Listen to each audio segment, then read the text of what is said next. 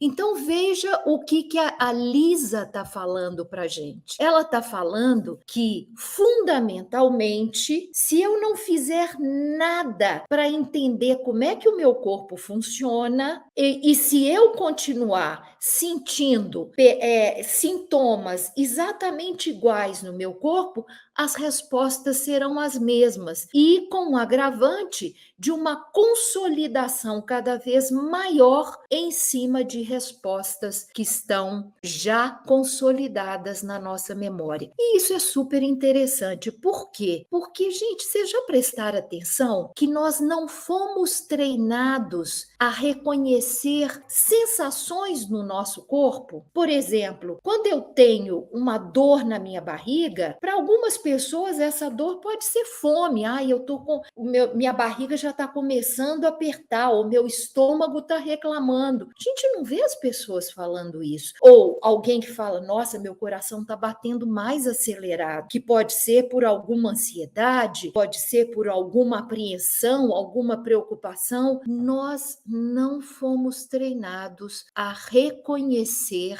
as sensações que são provocadas no nosso corpo. E sim, somos treinados a perceber as reações que eu sinto depois que são traduzidas nas nossas emoções. E esse autoconhecimento de percepção, ele está cada dia mais enfatizado porque é um processo chamado interocepção. Hoje, quando você conversa com pessoas que têm práticas meditativas, ou próprios monges, os budistas, é um conhecimento milenar de, através de práticas respiratórias e do processo de autoconhecimento, você ter uma conversa mais frequente, diária, com seu próprio corpo. E isso me chamou muita atenção, porque é essa conversa que está ligada com sua capacidade de criar novas memórias. Olha bem como é que a gente aprendeu. Eu, principalmente, no meu início do estudo da neurociência, eram os estímulos que entram pelos nossos sentidos, vão diretamente pelo sistema nervoso para o cérebro. E agora a ciência está falando que não. São as sensações captadas pelo nosso corpo é que vão para o nosso cérebro. Então, aqui tem um lado bom e um lado ruim. O lado ruim é que nós não fomos treinados a ter essa conversa. E o lado bom é que hoje a gente já sabe, como por exemplo, eu que sou especializada na área de coerência cardíaca, a gente vai ter uma live um pouquinho mais para frente só sobre coerência cardíaca, é exatamente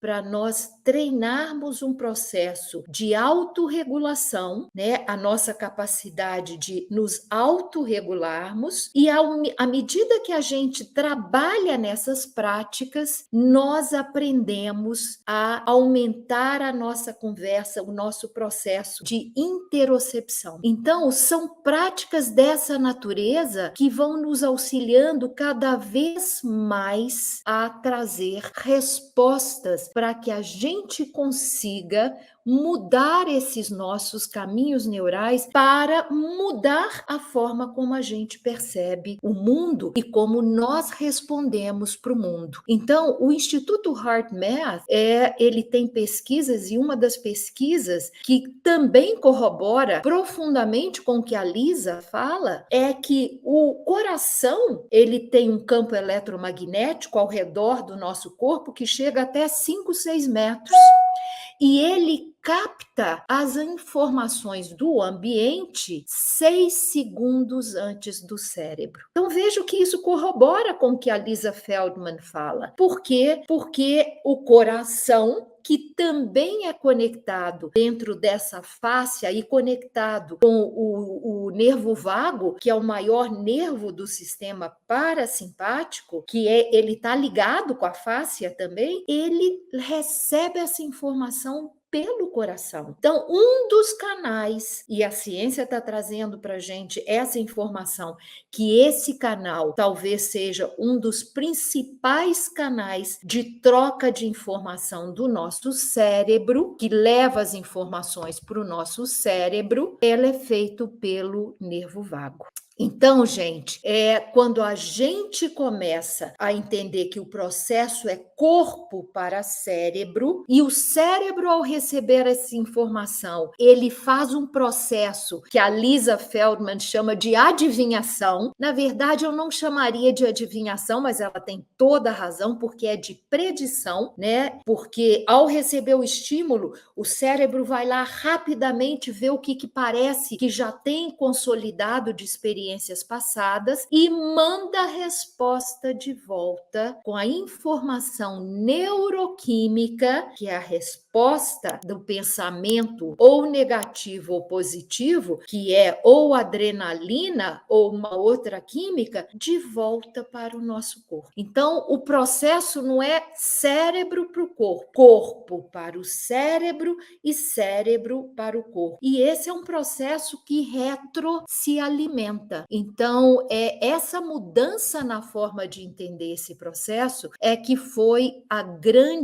o grande X que a Lisa traz para o mundo nas suas pesquisas altamente documentadas. O laboratório dela chegou a fazer uma pesquisa com uma tribo que ainda é uma tribo nômade na África para descobrir se as emoções poderiam ser representadas faciais ou não. E isso se tornou uma grande comprovação de tudo que a Lisa e o laboratório dela têm trazido para o mundo.